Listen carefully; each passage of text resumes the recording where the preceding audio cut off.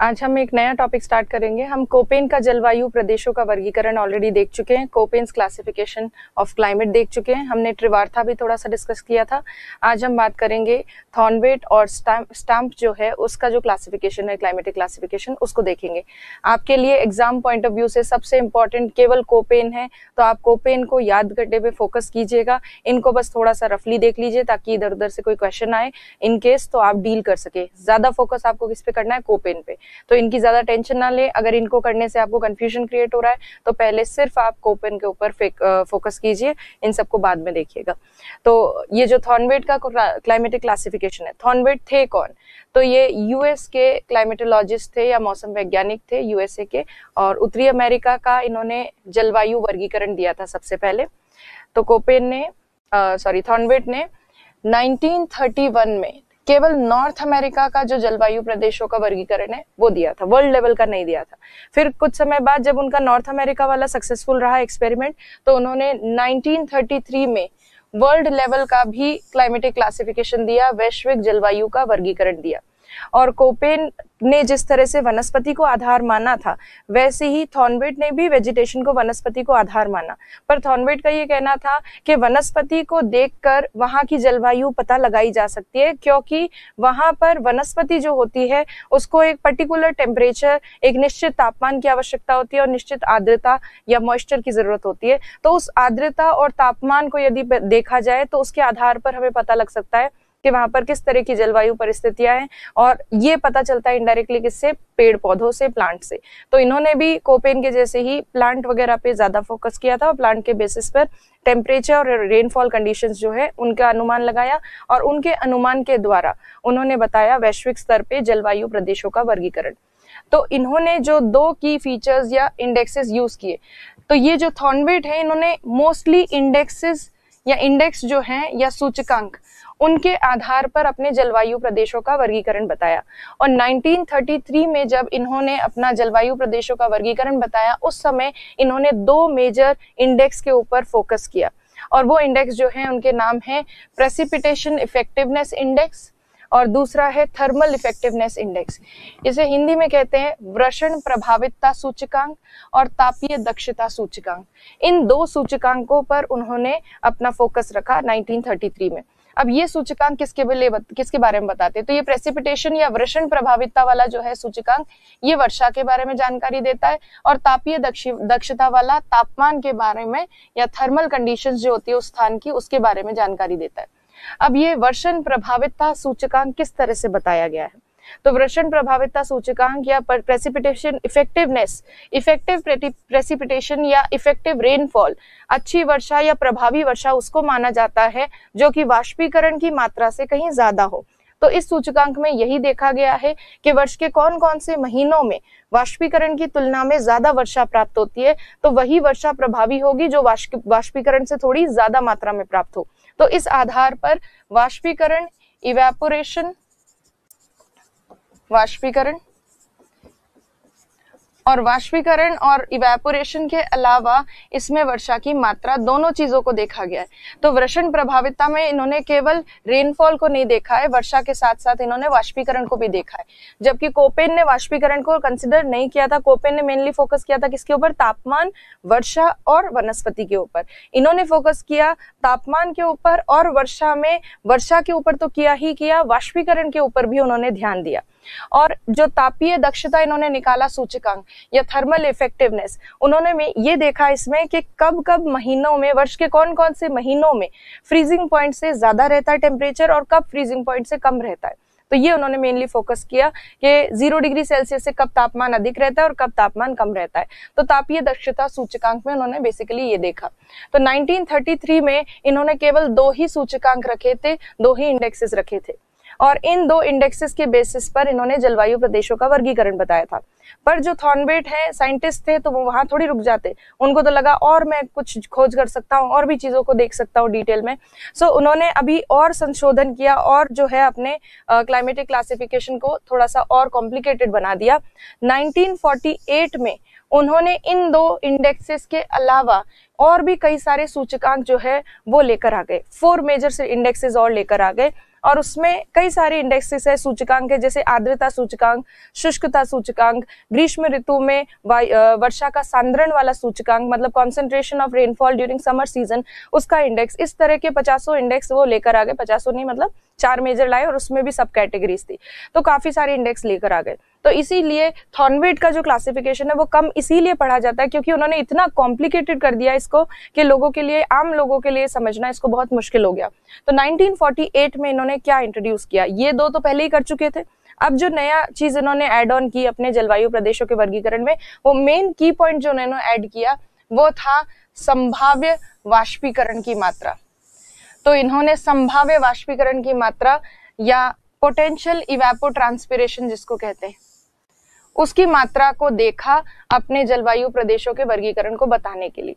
तो ये संभाव्य वाष्पीकरण नहीं, वाष्पोत्सर्जन की मात्रा को यहाँ पे देख रहे हैं बेसिकली।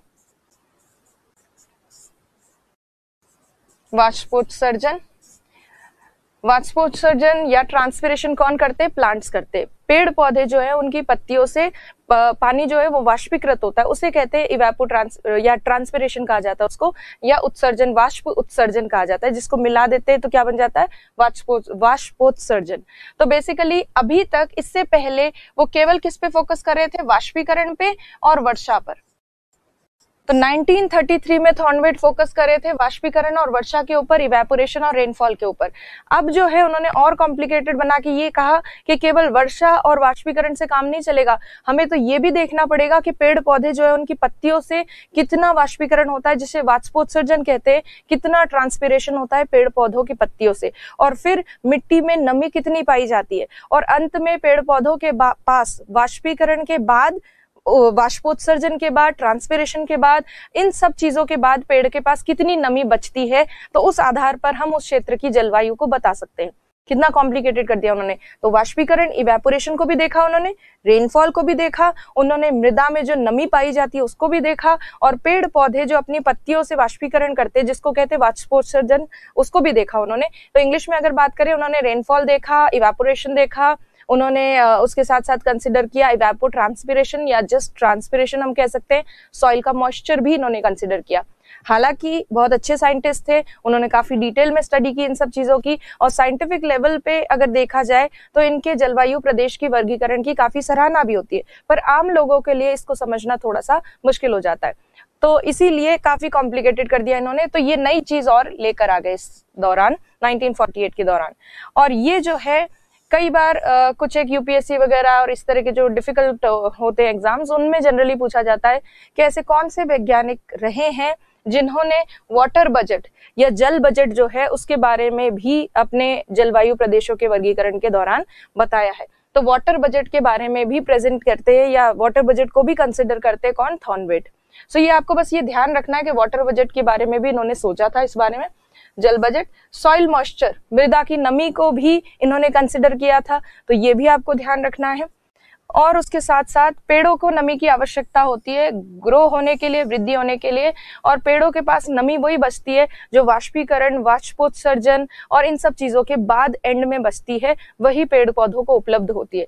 तो पेड़ पौधों को उपलब्ध जो नमी की मात्रा है उसको उन्होंने कंसिडर किया। ऐसे नहीं कि बारिश इतनी हो रही है, बारिश से कोई फर्क नहीं पड़ता, बारिश के बाद, वाष्पीकरण के बाद, वाष्पोत्सर्जन के बाद, मृदा की नमी के बाद पेड़ के पास जो बचता है वो प्रभावी मात्रा है जल की या नमी की, उसको उन्होंने कंसीडर किया। बहुत बारीकी में चले गए ये।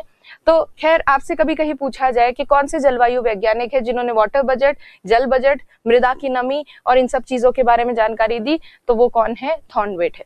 अब जो थॉर्नवेट का क्लासिफिकेशन है उसमें मुख्यतः वाष्पीकरण और वर्षा की मात्रा, इसको फोकस करके उन्होंने जो जलवायु प्रदेशों के वर्गीकरण बताए थे वैश्विक स्तर पे, तो इस बेसिस पर इंडिया में भी कुछ क्लाइमेटिक क्लासिफिकेशंस बताए जाते हैं।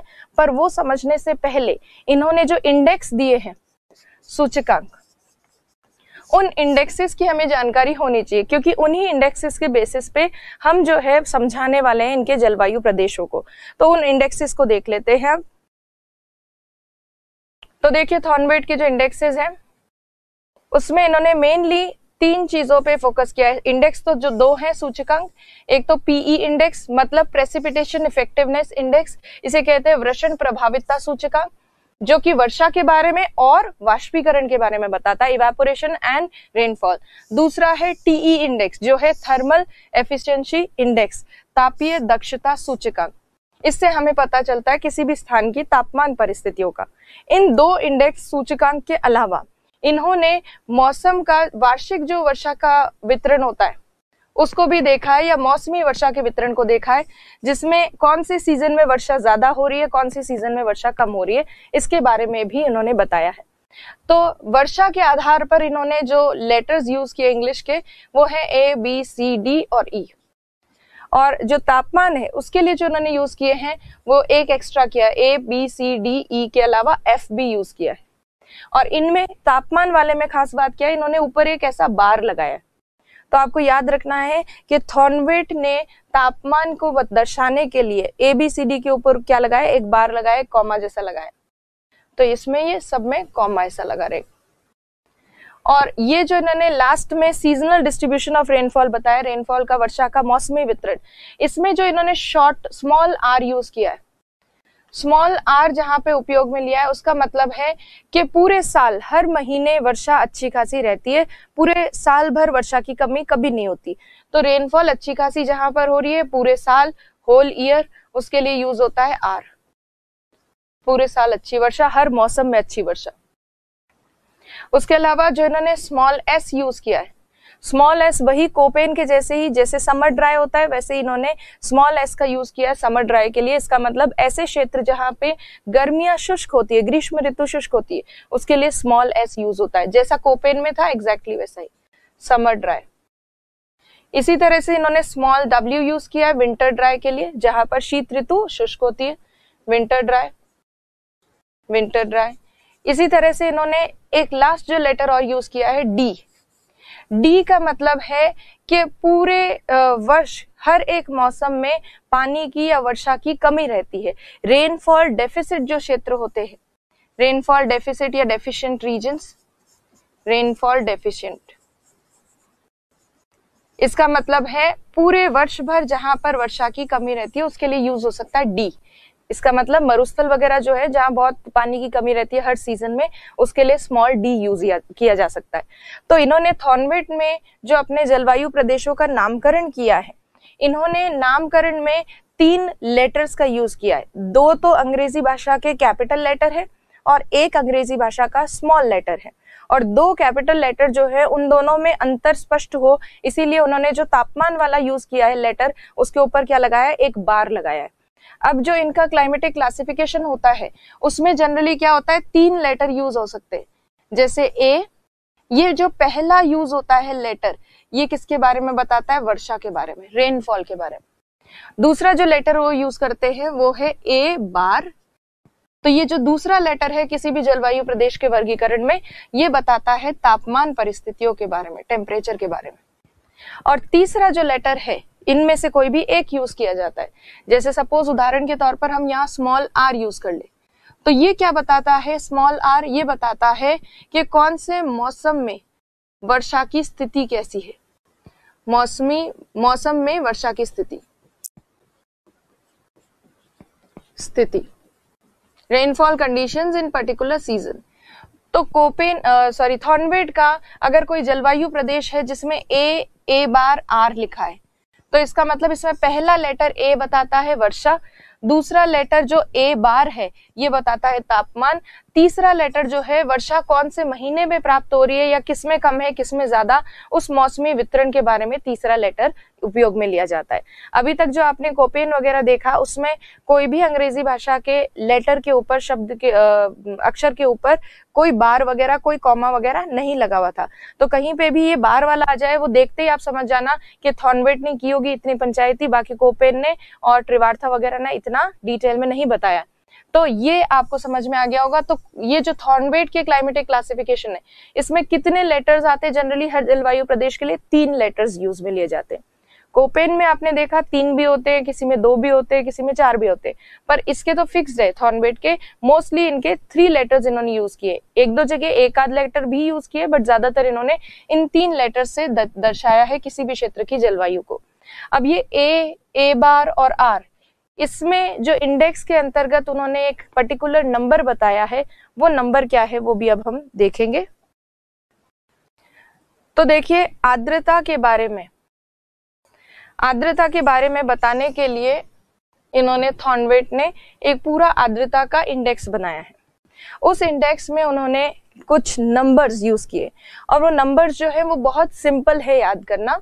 आपको जो भी नंबर्स है, जैसे यहाँ पर दिख रहा है 128, 64, 32, 16, सो आपको बस 16 की टेबल में जो आते हैं नंबर्स वो याद रखने। तो अगर आप देखें 16, 32, 64 और उसके बाद जो है ये तो 16 से कम वाला था, सबसे नीचे वाला तो 16 से कम, फिर उसके बाद 16, 32, 64 और 128 और उससे ज्यादा। तो ये आपको बस ये लेटर्स ये नंबर्स याद रखने। तो थॉर्नवेट ने कैपिटल ए जो यूज किया है उसमें उन्होंने बताया ऐसे क्षेत्र जहां बहुत ज्यादा बारिश होती है, जहां 128 जो है उससे भी ज्यादा बारिश हो, 128 से भी ज्यादा हो। अब ये 128 नंबर उन्होंने कैसे निकाला, तो उन्होंने पूरे साल भर की जो वर्षा होती है और साल भर में जो वाष्पीकरण होता है उनका अनुपात लिया है, रेशो लिया है, उसके बाद ये नंबर निकाला है। तो ये नंबर जो है ये फिक्स रहेगा, वो निकाल चुके हैं थॉर्नवेट, तो हमें दिमाग नहीं लगाना कि कैसे निकाला जाए, क्या किया जाए, हमें ये नंबर याद होना चाहिए। तो थॉर्नवेट ने जो बताया है कि कैपिटल ए जहां यूज होता है वहां बहुत भारी बारिश होती है और 128 से भी ज्यादा बारिश होती है। अब 128 ना तो परसेंटेज है ना कुछ है, ये इंडेक्स का एक नंबर है जो थॉर्नवेट ने निकाला है। तो आपको कुछ नहीं लगाना परसेंटेज वगैरह आगे, सिर्फ आपको इंडेक्स का ये नंबर याद होना चाहिए। तो जहां 128 से ज्यादा या 128 के बराबर बारिश होती है उसके लिए यूज हुआ है ए। जहां पर 64 से लेकर 127, क्योंकि 128 वाला तो यहाँ आ गया ना, तो 127 तक जहां बारिश होती है उसके लिए बी। जहां 32 से 63 क्यों, क्योंकि 64 तो यहाँ आ गया, तो जहां पर 32 से 63 तक बारिश होती है उसके लिए सी। और 16 से लेकर और 31 तक, 31 क्यों, क्योंकि 32 तो यहाँ आ गया, तो 16 से 31 तक जहां बारिश होती है वहां उसके लिए डी। और 16 से कम जहां बारिश होती है उसके लिए ई यूज किया है, कैपिटल। इसमें कोई बार वगैरह ऊपर नहीं लगाए, क्योंकि ऊपर जो कॉमा या बार लगाया उन्होंने वो किसके लिए लगाया, तापमान वाले के लिए लगाया है, वर्षा वाले के लिए नहीं लगाया।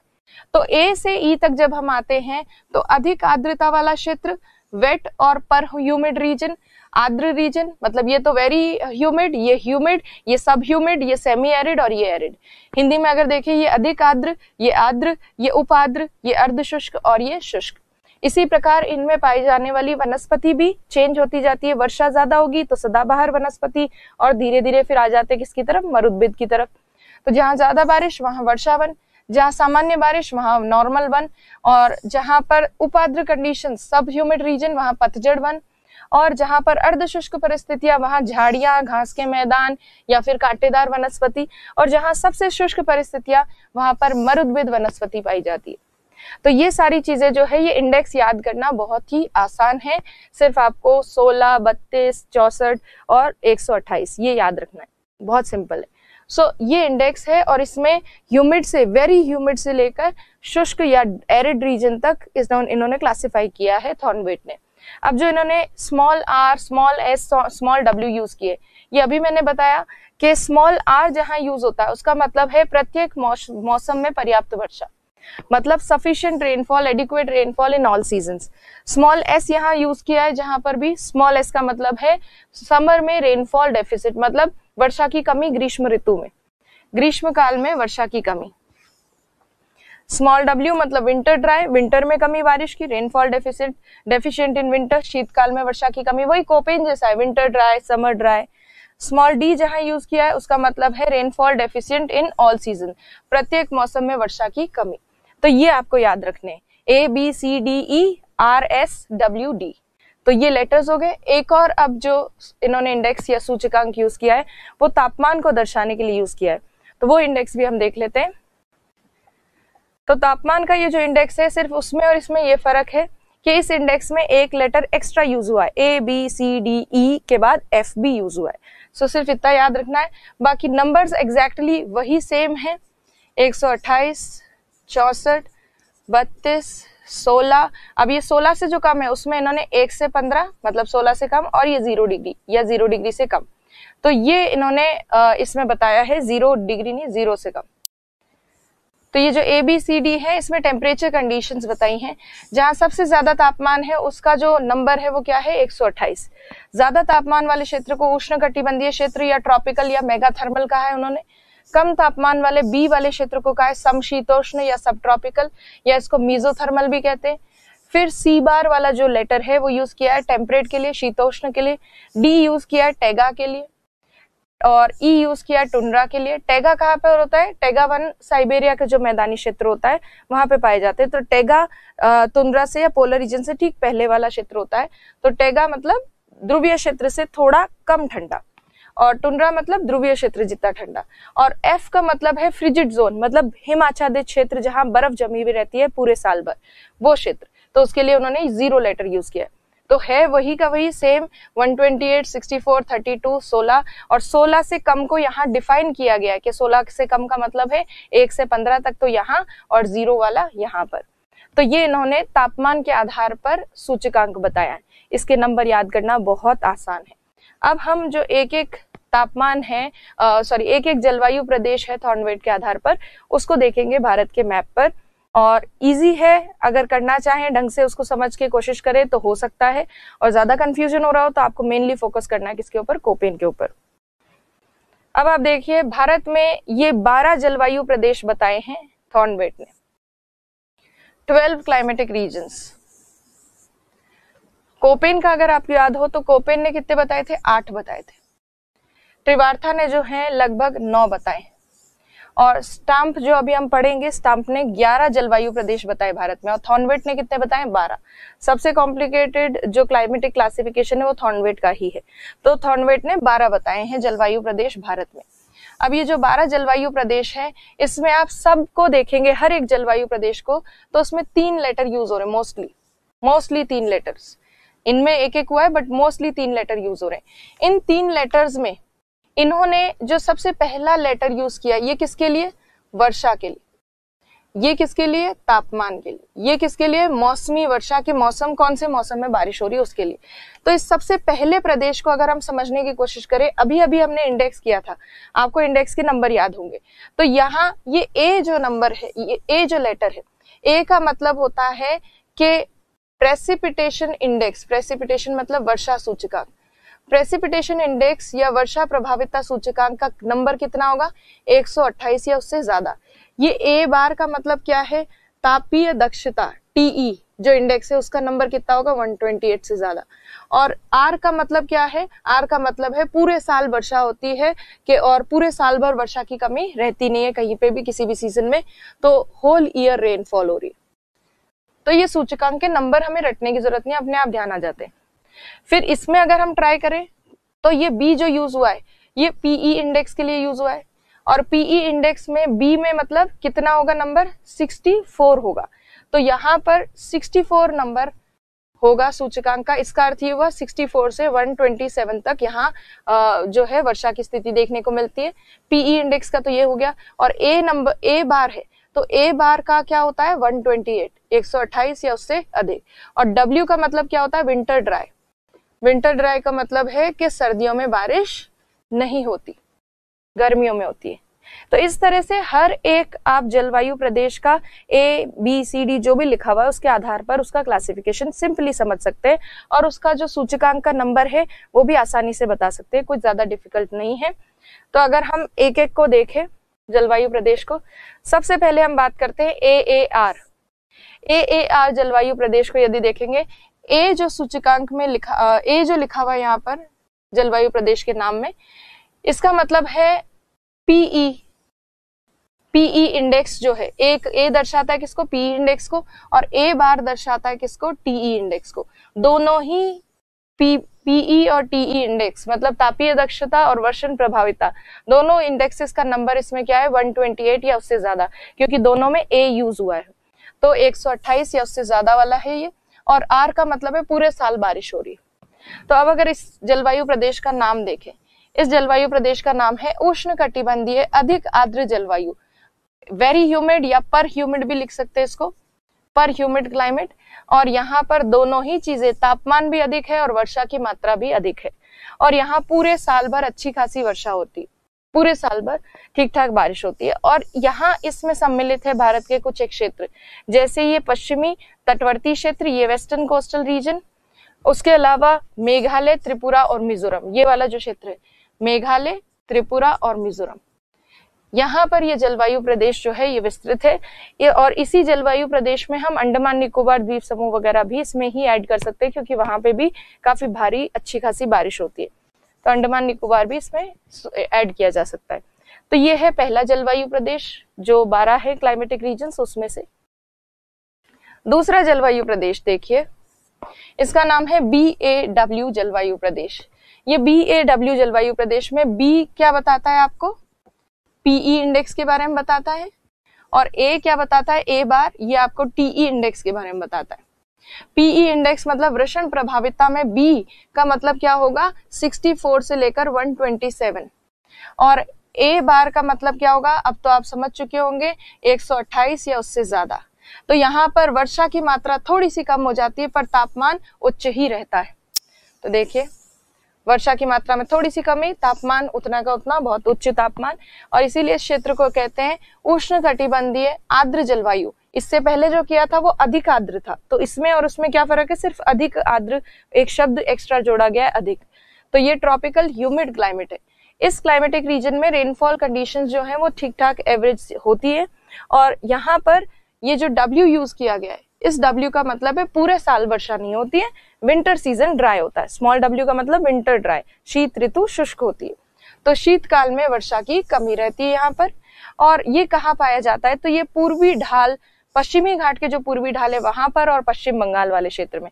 तो ये पश्चिमी घाट के पूर्वी ढाल, ये वाला यहाँ पर, और ये पश्चिम बंगाल के कुछ एक भाग में ये जलवायु प्रदेश पाया जाता है। तो बहुत सिंपल है क्लासिफिकेशन, सिर्फ एक दो बार मैप को बनाकर याद करना पड़ेगा। अब देखिए अगला, ये जो है BBW, B का मतलब PE इंडेक्स देख रहे हैं इसमें, PE, और ये B बार का मतलब, B बार का मतलब TE इंडेक्स देख रहे हो, तापमान देख रहे हो। और B जो होता है PE इंडेक्स में, उसका मतलब क्या होता है, 64 से लेकर 127, और B बार का मतलब क्या है, इसका मतलब भी 64 से 127, मतलब तापमान और वर्षा दोनों ही ठीक ठाक है, medium temperature and rainfall conditions है, और इसीलिए इसको कहते हैं सब ट्रॉपिकल, समशीतोष्ण कटिबंधीय आर्द्र जलवायु प्रदेश। ठीक ठाक है रेनफॉल, इसीलिए आर्द्र बोल रहे हैं। और इसमें अब केवल चेंजेस क्या हुआ है इससे पहले वाले में और इसमें, सिर्फ तापमान का फर्क है। उसमें तापमान बहुत उच्च था, इसमें तापमान में थोड़ी सी कमी आ गई, हल्की सी कमी। तो इसमें दोनों ही इंडेक्स जो है वो 64 से लेकर 127 तक है। और इसमें जो W यूज हुआ है इसका मतलब है विंटर ड्राई, शीतकाल वर्षा की कमी रहती है शीतकाल में, या शीत ऋतु शुष्क होती है। अब ये कहाँ कहाँ पाया जाता है, तो ये असम, मेघालय, मणिपुर और नागालैंड में। ये नॉर्थ ईस्टर्न स्टेट्स में जो आपको बेल्ट दिख रही है ये वाली, यहाँ पर है ये वाला जलवायु प्रदेश। तो ये भी एक छोटा सा जलवायु प्रदेश बताया इन्होंने। अब थॉर्नबेट का अगला जलवायु प्रदेश, ये जो है ये जलवायु प्रदेश राजस्थान में भी पाया जाता है। तो आप थॉर्नबेट का बाकी कुछ करें चाहे नहीं करें, राजस्थान वाला जो जलवायु प्रदेशों का वर्गीकरण होगा जब आपको राजस्थान ज्योग्राफी में करवाएंगे, तो उसमें थॉर्नबेट वाला राजस्थान वाला सेक्शन तो बस याद रखिएगा थोड़ा। तो ये राजस्थान में भी है CAW प्रदेश। C क्या बता रहा है इसमें, C बता रहा है PE इंडेक्स को, PE इंडेक्स को। और ये A बार क्या बता रहा है, A बार बता रहा है TE इंडेक्स को। आपको पता है जब C आ जाता है तो क्या आ जाता है, सबसे पहले 128 होता है, फिर 64 होता है, फिर क्या हो जाता है 32 हो जाता है। तो यहाँ पर नंबर क्या होगा, 32 से लेकर 63 तक यहाँ पर वर्षा की स्थिति देखने को मिलती है, और तापमान तो वही 128 या उससे अधिक। तो ये PE और TE इंडेक्स के डेटा है, ये बहुत सिंपल है याद करना। और इस जलवायु प्रदेश का जो नाम रखा गया है, तापमान तो यहाँ उच्च है पर वर्षा की मात्रा और कम हो गई है, तो इसलिए कहते हैं इसको उष्ण कटिबंधीय उपाद्र जलवायु, सब ह्यूमिड। ह्यूमिड नहीं रहा, अब ये क्या हो गया, सब ह्यूमिड हो गया, उप आर्द्र हो गया। अभी तक हम आर्द्र पढ़ रहे थे, अधिक आर्द्र और आर्द्र पढ़ रहे थे, अब ये हो गया उपाद्र। तो ये जलवायु प्रदेश, इसमें भी W यूज हुआ है। W का मतलब विंटर ड्राई, शीतकाल में वर्षा की कमी। अब ये है कहाँ, ज्यादातर ये आपको प्रायद्वीपीय भारत में मिलेगा, प्रायद्वीपीय भारत, और राजस्थान में भी ये पाए जाते हैं जलवायु प्रदेश, राजस्थान के दक्षिण पूर्वी भाग में। South eastern part of Rajasthan. और ये जलवायु प्रदेश ये जो पूरा आपको दिख रहा है ये नीले से रंग का, राजस्थान में मेनली आपको जो जलवायु प्रदेश दिखेंगे ये है। राजस्थान के दक्षिण पूर्वी भाग में तो ये CAW वाला प्रदेश है जो अभी अभी हमने किया है। बाकी प्रदेश जो है ये 1, 2, 3 ये और अभी हम कर लेंगे तो आपको क्लियर हो जाएगा। इंडिया के पूरे पेनिनसुलर इंडिया में जितने भी स्टेट्स है उसमें ये जलवायु प्रदेश देखने को मिलता है, मतलब गुजरात और उसके अलावा महाराष्ट्र, कर्नाटक, तमिलनाडु का तो बहुत थोड़ा सा सेक्शन, तो गुजरात, महाराष्ट्र, कर्नाटक, तेलंगाना, आंध्र प्रदेश, उड़ीसा, छत्तीसगढ़, इवन झारखंड का कुछ भाग, छत्तीसगढ़ के अलावा MP का कुछ भाग, तो इन सब क्षेत्रों में ये CAW प्रदेश फैला हुआ है। अगला प्रदेश जो है CAS बहुत सिंपल है। C का मतलब है वर्षा थोड़ी कम हो जाएगी अब, PE, और वर्षा कितनी होती है C में, सबसे ऊपर होती है 128, फिर 64, फिर 32, तो अब C में क्या होगी 32 से लेकर 32 से लेकर और 63 तक रेनफॉल यहाँ देखने को मिलती है। और ये जो A बार है, A बार का मतलब है यहाँ पर TE इंडेक्स या तापमान जो है वो कितना है 128 या उससे ज्यादा, तो ये तो नंबर हो गया इसका तापमान का और इसका। और इसमें वर्षा जो है वो कम है और तापमान उच्च है, तो इसको कहेंगे उष्णकटिबंधीय उपाद्र जलवायु। दोनों के नाम में सेम है, मतलब इससे पहले जो किया था वो और इसमें नाम में कोई खास अंतर नहीं है। अंतर मेन चीज किसमें है, ये लेटर में, इस शब्द में। इससे पहले जो अभी अभी आपने देखा था CAW देखा था, इससे ठीक पहले आपने CAW देखा था। W में तो क्या होता है, विंटर ड्राई होता है, शीत ऋतु शुष्क होती है और ज्यादातर बारिश कब होती है, ग्रीष्म ऋतु में। यहाँ पर स्मॉल s है, इसका मतलब इस क्षेत्र में ग्रीष्म ऋतु में शुष्कता है और सर्दियों में बारिश हो रही है। तो ग्रीष्म ऋतु शुष्क है, समर ड्राई है, ग्रीष्म काल में वर्षा नहीं या कमी। और आपको पता है ऐसा एकमात्र प्रमुख क्षेत्र भारत में कौन सा है, कोरोमंडल तट, जहाँ पे गर्मियों में बारिश नहीं होती है, सर्दियों में बारिश होती है। तो ये हो गया कोरोमंडल तटवर्ती क्षेत्र। अब हम बात करते हैं अगले जलवायु प्रदेश की, CBW। CBW जो है अब आपको आ चुका होगा। C का मतलब है कितना, 32 से लेकर 63 तक, 32 से लेकर 63 तक इंडेक्स है किसका, PE इंडेक्स वर्षा वाला। और तापमान वाला जो है वो B आ गया है, इसका मतलब 64 से 127 तक तापमान परिस्थितियां पाई जाती है, तो इंडेक्स में तो ये आ गया नंबर। और ये जो है क्योंकि यहाँ तापमान में थोड़ी कमी आ गई है, वर्षा में तो कमी थी, तापमान में कमी आ गई है, तो इसको कहेंगे समशीतोष्ण, मतलब उपोष्ण भी कह सकते हो आप इसको, और सब ट्रॉपिकल कहते हैं इंग्लिश में, सब ह्यूमिड क्लाइमेट, उपाद्र जलवायु, ये इसका नाम है। ये जलवायु जो है इसमें W लगा हुआ है, इसका मतलब शीत ऋतु शुष्क होती है, विंटर ड्राई, और गंगा के मैदान में मुख्यतः ये जलवायु पाई जाती है। पूरा देखिए गंगा का मैदानी क्षेत्र, थोड़ा सतलज का ये जो मैदानी क्षेत्र है वो भी इसमें इंक्लूडेड है, असम घाटी क्षेत्र भी इसमें इंक्लूडेड है, सिक्किम भी इसमें इंक्लूडेड है।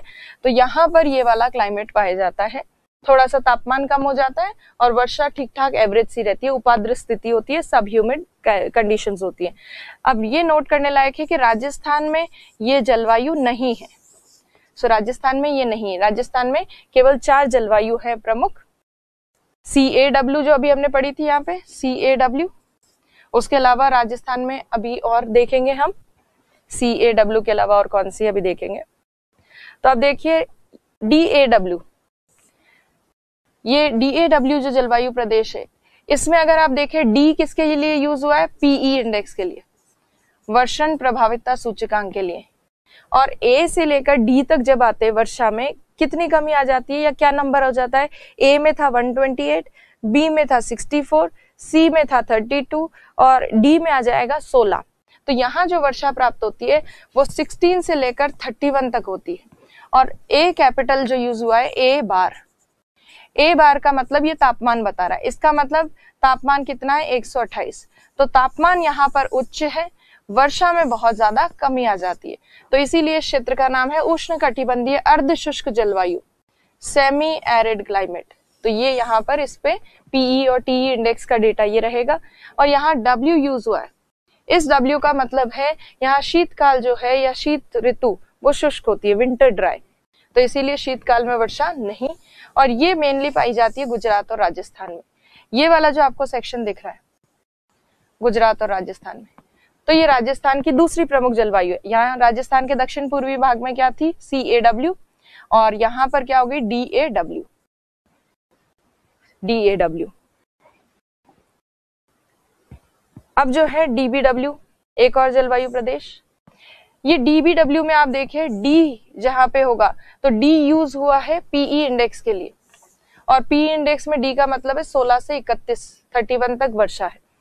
और TE इंडेक्स में B बार आ जाता है, तो B बार का मतलब है कि TE इंडेक्स में डेटा कितना हो गया, 64 से 127 हो गया डेटा। तो इसका मतलब तापमान थोड़ा सा कम हो गया है, वर्षा उतनी की उतनी है जितनी पहले वाले क्षेत्र में थी। इसका मतलब अर्धशुष्क क्षेत्र है पर तापमान थोड़ा सा कम हो गया है अर्धशुष्क ही, तो तापमान कम हो गया। इससे पहले हमने उष्ण कटिबंधीय अर्धशुष्क देखा था, अब क्या हो गया, उपोष्ण कटिबंधीय अर्धशुष्क क्षेत्र आ गया, ये उपोष्ण है। तो इस उपोष्ण कटिबंधीय अर्धशुष्क क्षेत्र को समशीतोष्ण भी कहते हैं, इंग्लिश में तो सब ट्रॉपिकल कहते हैं। तो सब ट्रॉपिकल सेमी एरिड क्लाइमेट, उपोष्ण कटिबंधीय अर्धशुष्क जलवायु है ये। इसमें W यूज हुआ है, मतलब विंटर ड्राई, शीतकाल में वर्षा की कमी रहती है।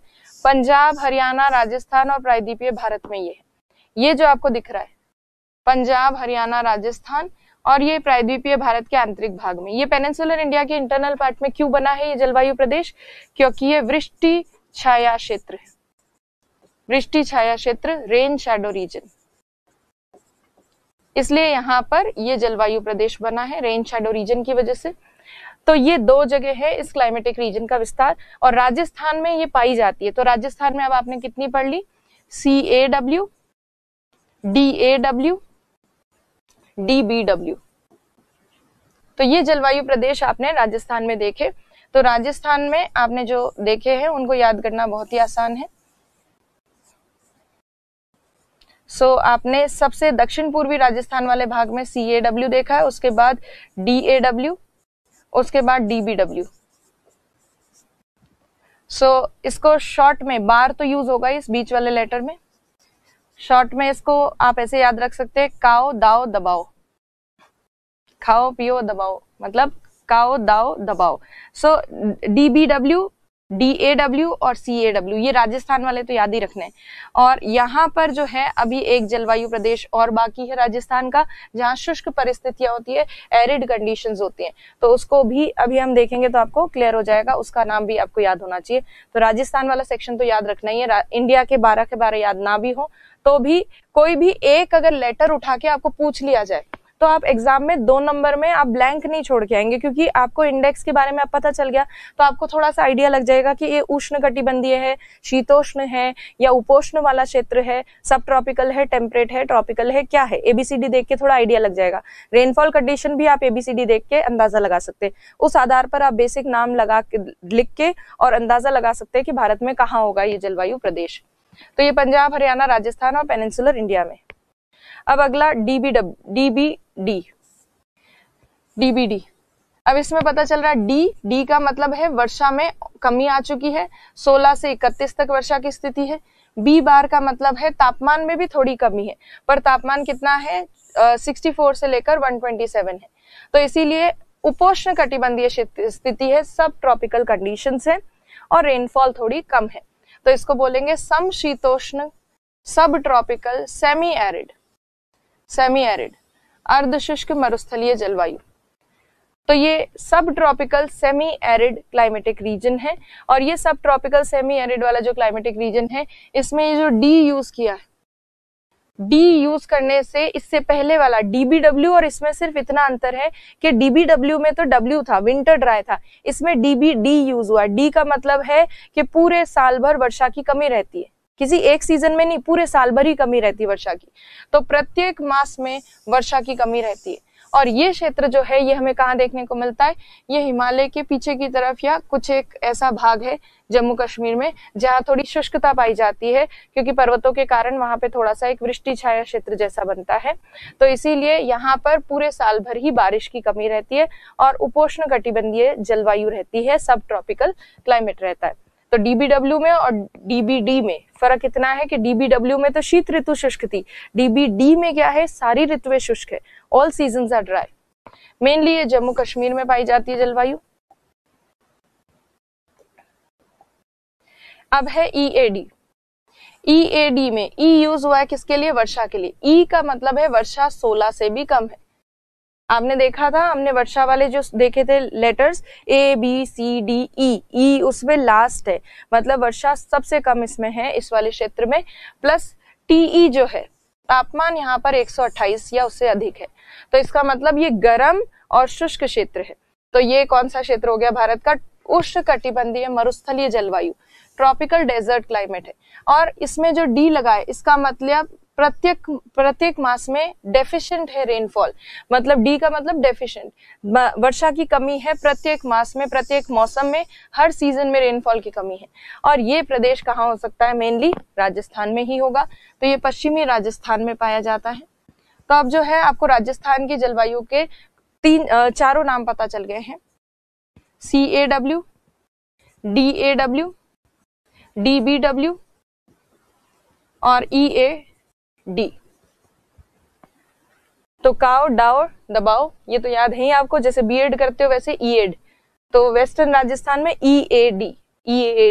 तो ये आपको राजस्थान वाले जो क्लाइमेट है ये तो एटलीस्ट याद रखना ही है, बाकी पूरे इंडिया के याद हो चाहे नहीं हो।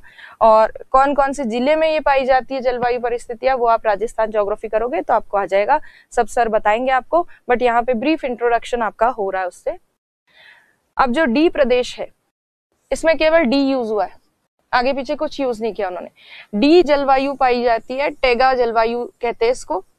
टेगा जलवायु वाले क्षेत्र में PE और TE दोनों ही कम होते हैं, और मेनली 16 से लेकर 31 तक, 16 से लेकर 31 तक यहाँ पे नंबर देखने को मिलता है। तापमान में काफी कमी होती है, और ये मेनली जम्मू कश्मीर, हिमाचल प्रदेश, पंजाब, उत्तराखंड, अरुणाचल प्रदेश में, ये वाला जो सेक्शन दिख रहा है आपको, ये है टैगा रीजन। ठंडा और बहुत ज्यादा वर्षा नहीं होती, ठीक ठाक हो जाती है बारिश, बट यहाँ पे मेनली फोकस किया है किस पे? तापमान पर, क्योंकि केवल डी बार ही बताया गया है। तो PE इंडेक्स को यहाँ पे ज्यादा रेफर नहीं किया है, यहाँ पे केवल तापमान के बारे में मुख्यतः बताया गया है, क्योंकि यहाँ वर्षा हर स्थान पर अलग अलग है। पूर्वी जो भारत है उसमें तो थोड़ी ठीक ठाक बारिश हो जाती है, पश्चिमी हिमालय क्षेत्र में थोड़ी कम बारिश होती है, और पश्चिमी हिमालय क्षेत्र के थोड़ा पीछे वाले भाग में वर्षा की मात्रा कम हो जाती है। जैसा कोपेन के जलवायु प्रदेश में हमने देखा था, ई में साउथ से नॉर्थ की तरफ जब बढ़ते हैं तो धीरे धीरे वर्षा की मात्रा में कमी आती है, तो वैसा यहाँ पर भी देखा जा सकता है। तो ये है हिमालय पर्वतीय क्षेत्र में जो विस्तृत है प्रदेश, ये पूरा। अब इसके पीछे ये रह जाता है, ये लद्दाख का एक क्षेत्र है जहां पर मरुस्थलीय परिस्थितियां है, ठंडे मरुस्थल वाला क्षेत्र है ये, उसको देख लेते हैं। इसका नाम है ई, जो सबसे उत्तर में इंडिया की, ये वाला, ये है ई। और ई बार जो है, ई बार का मतलब होता है शीत जलवायु, शीत जलवायु। और आपको पता है ABCDE से लेकर F तक यूज हुआ है तापमान में, तो तापमान में हम F तक तो नहीं पहुंचे, इंडिया की क्लाइमेट में F तक नहीं पहुंचाया थॉर्नवेट ने, E तक पहुंचाया है। और E का मतलब क्या हुआ कि 16 से कम तापीय परिसर जो है, या तापमान, तापीय दक्षता, वो 16 से कम पाई जाती है। यहाँ पर E यूज हुआ है, केवल TE इंडेक्स को बताया गया है। PE इंडेक्स के बारे में कोई खास यहाँ पे जानकारी नहीं है, क्योंकि यहाँ वर्षा की मात्रा बदलती रहती है, और खास तौर पर यहाँ वर्षा में कमी देखने को मिलती है, क्योंकि ये हिमालय पर्वत के वृष्टि छाया क्षेत्र में है, रेन शैडो रीजन में है हिमालय के, इसलिए यहाँ वर्षा की कमी रहती है। और मेनली ये क्षेत्र कहाँ है? लद्दाख में स्थित है ये। तो इस तरह से हमने ये जो थॉर्नवेट है उसके 12 जलवायु प्रदेश देख लिए, और ये 12 जलवायु प्रदेश भले एक साथ आपको इंडिया के मैप में ना याद हो, पर आप एक एक जलवायु प्रदेश को देखते ही, बार लगा हुआ किसी में भी देखें तो आप समझ जाइए थॉर्नवेट का है ये जलवायु प्रदेश, और फिर DB जो भी कुछ लिखा हो उसको अंदाजे से आप क्लियर कर सकते हैं कि किस तरह की जलवायु होगी वहां पर। तो ये आपको ध्यान रखना, और राजस्थान वाला याद रखना है। अब जो है हम क्लासिफिकेशन में थॉर्नवेट जैसा एक टिपिकल और कठिन और कॉम्प्लिकेटेड क्लासिफिकेशन देख चुके हैं। थॉर्नवेट समझ में आ गया तो कोई दिक्कत ही नहीं है। फिर तो आगे स्टैम्प का जो क्लासिफिकेशन है बहुत ही सरल क्लासिफिकेशन है। स्टैम्प ने कोई ABCD यूज नहीं किए, सीधे सीधे बातें की है, और स्टैम्प का क्लासिफिकेशन जो है उसी को अब हम आगे देखते हैं। तो स्टैम्प ने जो वर्गीकरण दिया है, इस क्लासिफिकेशन में उन्होंने जनवरी माह मतलब ठंड के समय जो 18 डिग्री सेल्सियस की समताप रेखा जाती है भारत के लगभग मध्य भाग से तो नहीं, बट हाँ लगभग मध्य भाग के पास से, उसके आधार पे भारत को 2 भागों में बांटा गया। मतलब भारत के बीच से जो 18 डिग्री सेल्सियस की आइसोथर्म लाइन जाती है, उसके नीचे वाले पार्ट को उसने कहा है ट्रॉपिकल इंडिया, या ट्रॉपिकल जोन, और उसके ऊपर वाले भाग को कहा है टेम्परेट जोन या शीतोष्ण कटिबंधीय क्षेत्र। तो 18 डिग्री सेल्सियस की समताप रेखा, समताप रेखा का मतलब आइसोथर्म लाइन, इंडिया को दो पार्ट्स में डिवाइड करती है, शीतोष्ण कटिबंधीय तथा उष्ण कटिबंधीय भारत। तो दो भारत के भागों में बांटा गया, शीतोष्ण और उष्ण, और इन दोनों बड़े भागों को और कई सारे जलवायु प्रदेशों में छोटे छोटे क्लाइमेटिक रीजन्स में डिवाइड किया गया है। तो स्टैम्प ने जो है टोटल 11 क्लाइमेटिक रीजन्स भारत में बताए।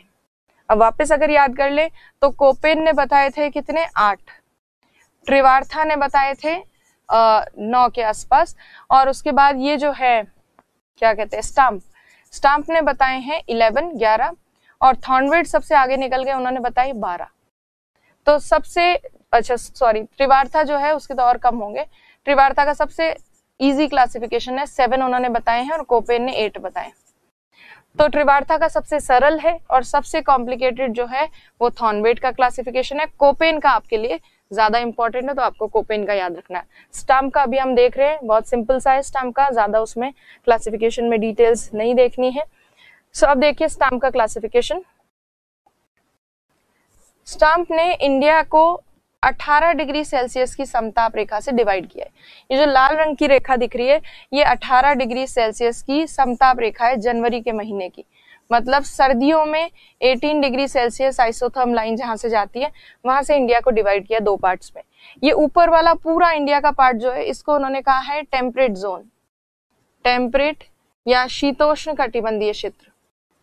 तो ये उत्तर भारत तो है शीतोष्ण कटिबंधीय क्षेत्र में, इस लाल लाइन के ऊपर वाला भारत, और इसके लाल लाइन के नीचे वाला भारत जो है उसे ट्रॉपिकल इंडिया कहा गया है, उष्ण कटिबंधीय भारत।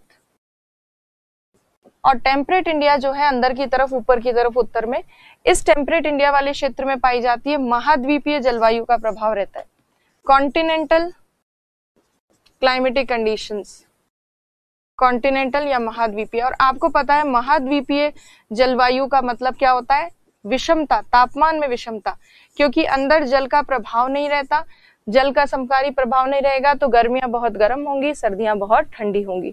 तो ऐसी विषम तापमान परिस्थितियां उत्तर भारत में पाई जाती हैं, जबकि दक्षिण भारत में इतनी विषम तापमान परिस्थितियां नहीं है। तो इन्होंने जो डिवाइड किया है इंडिया को दो पार्ट्स में, इन दो क्लाइमेटिक रीजन्स में इन्होंने क्या क्या बताया है, टेम्परेट शीतोष्ण और उष्ण ट्रॉपिकल।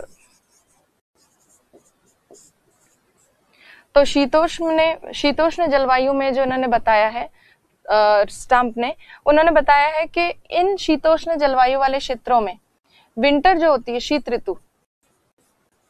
ऋतु या विंटर के टाइम पर तो टेम्परेचर रहता है 18 डिग्री सेल्सियस से कम, और ऐसे क्षेत्रों में ग्रीष्म ऋतु जब आती है या समर सीजन जब होता है तो ग्रीष्म ऋतु में 30 से 35 डिग्री सेल्सियस तापमान रहता है या उससे भी अधिक हो जाता है कुछ एक क्षेत्रों में। और ट्रॉपिकल रीजन जो है दक्षिण भारत में, उसके लिए बताया है कि शीत ऋतु जो होती है विंटर सीजन, उसमें तापमान 18 डिग्री सेल्सियस से ज्यादा होता है, ज्यादा ठंड नहीं पड़ती, सर्दी में ज्यादा ठंड नहीं पड़ती और गर्मी में ज्यादा गर्मी नहीं पड़ती। और ग्रीष्म ऋतु जो है उसमें तापमान 30 से 35 के आसपास रहता है या फिर उससे कम भी होता है या कम, पर इससे ज्यादा नहीं होता अधिक तापमान। तो दक्षिण भारत में तापमान परिस्थितियां बिल्कुल समकारी हैं, सर्दियां ज्यादा ठंडी नहीं है, गर्मियां ज्यादा गर्म नहीं है, जबकि उत्तर भारत में शीत ऋतु बहुत ज्यादा ठंडी है, ग्रीष्म ऋतु बहुत ज्यादा गर्म है। और जैसे जैसे ऊंचाई पे बढ़ते हैं वैसे वैसे तापमान दक्षिण से उत्तर की ओर जो है वो कम होता जाता है, सर्दियों में भी और गर्मियों में भी। और वर्षा की स्थिति अगर देखें तो पूर्व से पश्चिम की तरफ जब बढ़ते हैं शीतोष्ण कटिबंधीय क्षेत्र में, टेम्परेट रीजन में, ईस्ट से वेस्ट की तरफ बढ़ने पर वर्षा की मात्रा में कमी आती है। अब सबसे पहले इसके जो जलवायु प्रदेशों के नाम है वो देख लेते हैं। सबसे पहला जलवायु प्रदेश है हिमालयन रीजन, हिमालय जलवायु प्रदेश या हिमालय प्रदेश। हिमालय प्रदेश में इन्होंने बताया है स्टैम्प ने कि इस पूरे प्रदेश में लगभग 200 सेंटीमीटर के आसपास वर्षा हो जाती है। हिमालय पर्वतीय क्षेत्र है, यहाँ ऊंचाई के साथ तापमान में कमी आती है। तो ये है पहला प्रदेश। दूसरा प्रदेश जो उन्होंने बताया है द नॉर्थ वेस्टर्न रीजन, ये उत्तर पश्चिमी भाग जो है भारत का, इसको उन्होंने कहा नॉर्थ वेस्टर्न रीजन। इसमें छोटा सा सेक्शन जम्मू कश्मीर का, अदरवाइज पंजाब और हरियाणा का मुख्यतः भाग इसमें सम्मिलित है। और यहाँ पर वर्षा होती है 40 सेंटीमीटर के आसपास। तापमान में तो विषमता देखने को मिलती है, सर्दियां बहुत ठंडी, गर्मियां बहुत गर्म, और 40 सेंटीमीटर के आसपास लगभग बारिश हो जाती है। तीसरा जो है उत्तर पश्चिमी प्रदेश के बाद द एरिड लोलैंड, मतलब शुष्क निम्न भूमि क्षेत्र। शुष्क निम्न भूमि क्षेत्र जो है तीसरा नंबर वो ये है। और शुष्क निम्न भूमि क्षेत्र मुख्यतः आपको देखने को मिलेगा पंजाब हरियाणा के थोड़े से दक्षिणी भाग में, राजस्थान में और गुजरात में। और इस क्षेत्र में वर्षा 40 सेंटीमीटर से कम होती है, इसीलिए इसको कहा गया शुष्क निम्न भूमि प्रदेश। और इसमें राजस्थान का शुष्क और अर्ध शुष्क दोनों क्षेत्र आ जाते हैं। राजस्थान का एरिड और सेमी एरिड रीजन दोनों इसमें इंक्लूड किए हैं। फिर उसके बाद आ जाता है the region of moderate rainfall, मध्यम वर्षा वाला क्षेत्र। मध्यम वर्षा वाला क्षेत्र ये है जो गंगा का मैदान है। और इस मध्यम वर्षा वाले क्षेत्र में राजस्थान का पूर्वी भाग आ जाता है, यूपी आ जाता है, दिल्ली आ जाता है, हरियाणा का कुछ भाग आ जाता है, और पूरा का पूरा यूपी और उत्तरी एमपी का थोड़ा सा सेक्शन। इस क्षेत्र में तापमान में विषमता है, सर्दियां ठंडी है, गर्मियां बहुत गर्म है, और वर्षा की स्थिति 40 से 80 सेंटीमीटर के आसपास रहती है लगभग। इसमें बस आप थोड़ा सा देख लीजिए, आपको याद पूरा नहीं होगा तो भी कोई बात नहीं, बट थोड़ा जानकारी होनी चाहिए स्टैम्प की।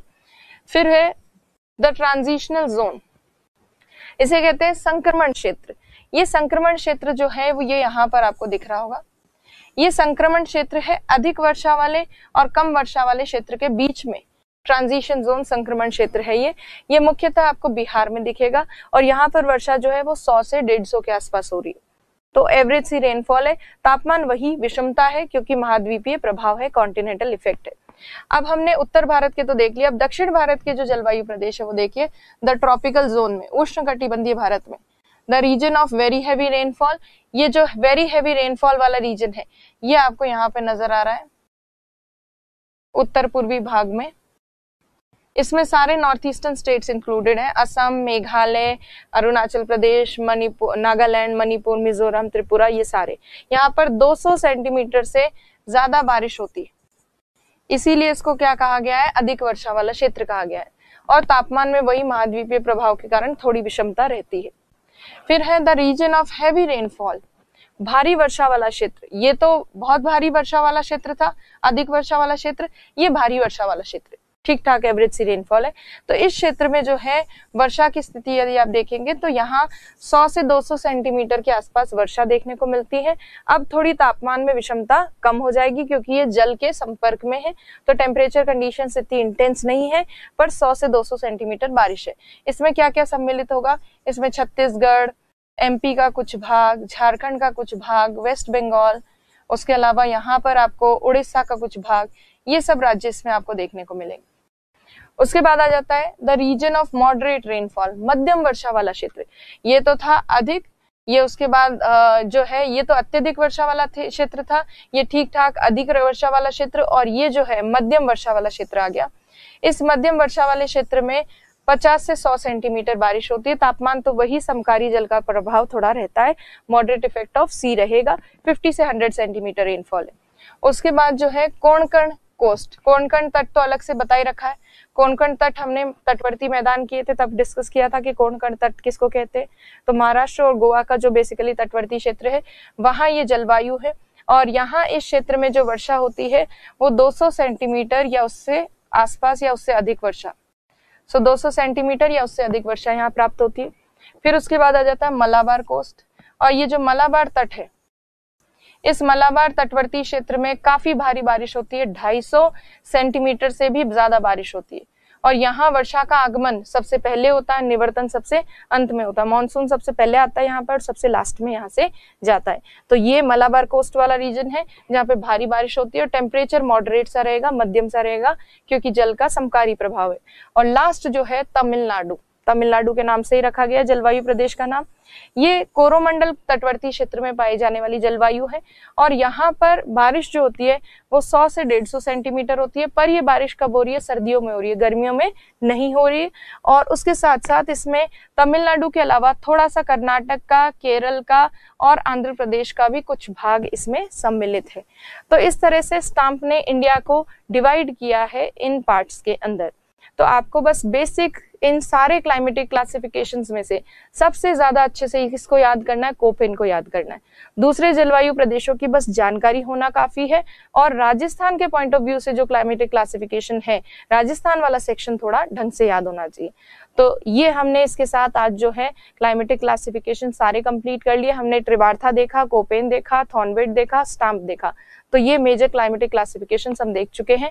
इसके साथ हमारा क्लाइमेट वाला टॉपिक कंप्लीट होता है। आगे हम वार्षिक वर्षा कीजिए, कंफ्यूज नहीं होना है बिल्कुल, कोपेन पे ध्यान देना है। Okay, thank you.